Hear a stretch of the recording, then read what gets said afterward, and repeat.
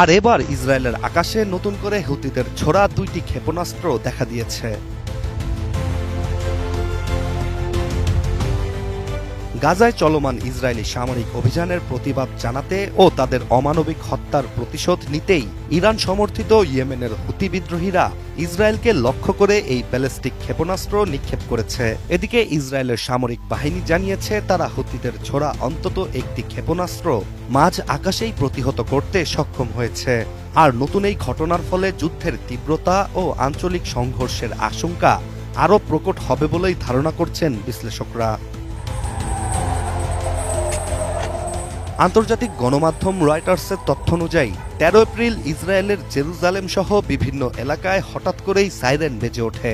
সাধারণ মানুষ নিরাপদ আশ্রয় নিতে এদিক ওদিক ছোটাছুটি শুরু করেন। আর ওই সময়েই আকাশে বিকট বিস্ফোরণের শব্দ শোনা যায়। ইসরায়েলি সামরিক বাহিনী নিশ্চিত করে যে ইয়েমেন থেকে নিক্ষেপ করা ব্যালিস্টিক ক্ষেপণাস্ত্র ইসরায়েলের আকাশসীমায় প্রবেশ করলে তারা সেটি সফলভাবে প্রতিরোধ করে। তবে হুথি বিদ্রোহী গোষ্ঠীর দাবি, তারা যে 2টি ব্যালিস্টিক ক্ষেপণাস্ত্র ছুড়েছে সেগুলোর একটি ইসরায়েলের গুরুত্বপূর্ণ সামরিক ঘাঁটি আশদোদ লক্ষ্য করে এবং অন্যটি তেল আবিবের বেন গুরিয়ন আন্তর্জাতিক বিমানবন্দরকে লক্ষ্য করে, যেখানে ইসরায়েলের দাবি তারা মাত্র একটি ক্ষেপণাস্ত্র শনাক্ত করেছে। বিশ্বমানের থার্মিক্স রড, সালাম স্টিল থার্মিক্স, দেশের একমাত্র থার্মিক্স রড। ইসরায়েলি প্রতিরক্ষা বাহিনী আইডিএফ জানিয়েছে তারা অ্যারো 3 এবং ডেভিড স্লিং মিসাইল সিস্টেমের মাধ্যমে হুতিদের ক্ষেপণাস্ত্র প্রতিহত করেছে। এছাড়া হুতিদের সব হামলা সফলভাবে প্রতিরোধ করা সম্ভব হয়েছে কিনা তা নিয়ে এখনও তদন্ত চলছে দেশটিতে।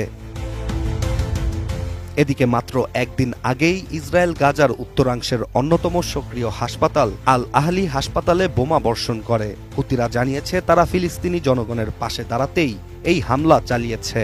আর ইসরায়েল ফিলিস্তিন যুদ্ধ শুরুর পর থেকেই তারা প্রায় নিয়মিতভাবে ক্ষেপণাস্ত্র ও ড্রোন হামলা চালিয়ে আসছে। অন্যদিকে আন্তর্জাতিক মহল একদিকে যেমন গাজায় ইসরায়েলি হামলার নিন্দা জানিয়েছে, তেমনি হুতিদের হামলাকেও মধ্যপ্রাচ্যের আঞ্চলিক স্থিতিশীলতার জন্য হুমকি হিসেবে দেখছে। আর বিশ্লেষকদের ধারণা, চলমান এই পরিস্থিতি যদি দ্রুত নিয়ন্ত্রণে না আনা হয় তাহলে পুরো মধ্যপ্রাচ্য জুড়েই বিস্তৃত যুদ্ধ ছড়িয়ে পড়তে পারে, যেখানে ইরান, লেবাননের হিজবুল্লাহ, সিরিয়া এবং ইরাকের শিয়া মিলিশিয়ারাও যুক্ত হতে পারে। Ishtiaq Hossain, ATN news.